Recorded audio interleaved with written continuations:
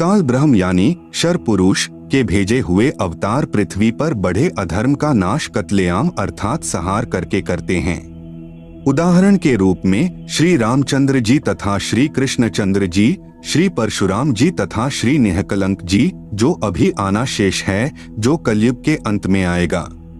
ये सर्व अवतार घोर संहार करके ही अधर्म का नाश करते हैं, अधर्मियों को मारकर शांति स्थापित करने की चेष्टा करते हैं, परंतु शांति की अपेक्षा अशांति ही बढ़ती है। जैसे श्री रामचंद्र जी ने रावण को मारने के लिए युद्ध किया। युद्ध में करोड़ों पुरुष मारे गए, जिनमें धर्मी तथा अधर्मी दोनों ही मारे गए। फिर उनकी पत्नियां तथा छोटे बड़े बच्चे शेष रहे, उनका जीवन नरक बन गया। विधवाओं को अन्य व्यक्तियों ने अपनी हवस का शिकार बनाया। निर्वाह की समस्या उत्पन्न हुई, आदि आदि अनेकों अशांति के कारण खड़े हो गए।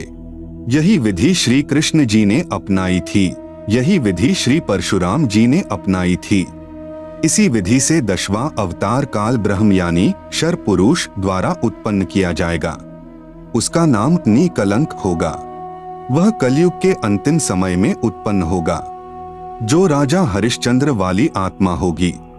संभल नगर में श्री विष्णु दत्त शर्मा के घर में जन्म लेगा। उस समय सर्व मानव अत्याचारी अन्यायी हो जाएंगे, उन सर्व को मारेगा।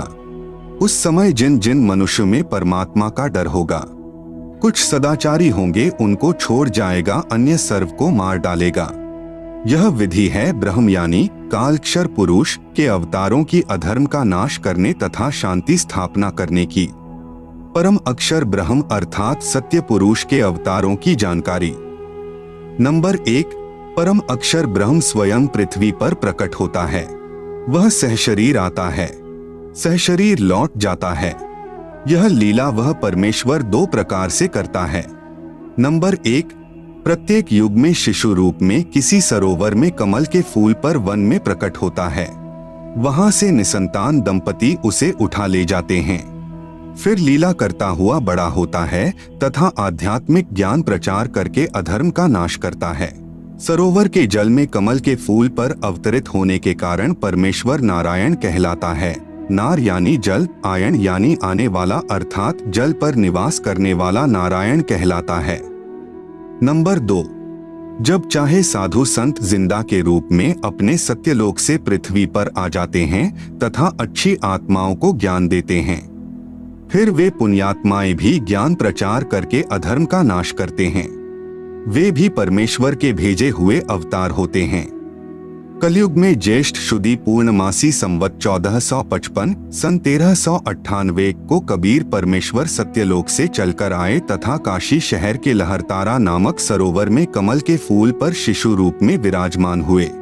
वहां से नीरू तथा नीमा जो जुलाहा यानी धानक दंपति थे, उन्हें उठा लाए। शिशु रूपधारी परमेश्वर कबीरदेव यानी कबीर परमेश्वर ने 25 दिन तक कुछ भी आहार नहीं किया।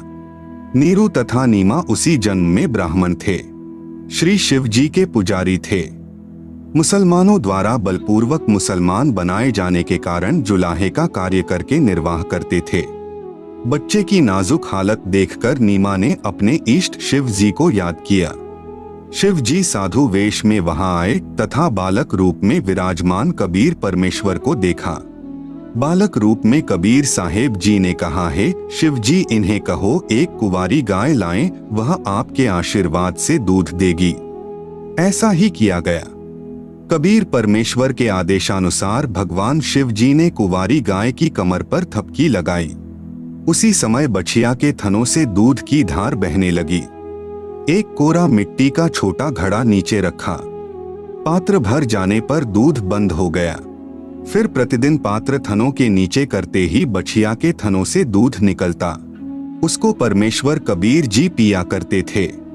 जुलाहे के घर परवरिश होने के कारण बड़े होकर परमेश्वर कबीर जी भी जुलाहे का कार्य करने लगे तथा अपनी अच्छी आत्माओं को मिले, उनको तत्व ज्ञान समझाया तथा स्वयं भी तत्व ज्ञान प्रचार करके अधर्म का नाश किया तथा जिन जिन को परमेश्वर जिंदा महात्मा के रूप में मिले उनको सच्चखंड यानी सत्यलोक में ले गए तथा फिर वापस छोड़ा।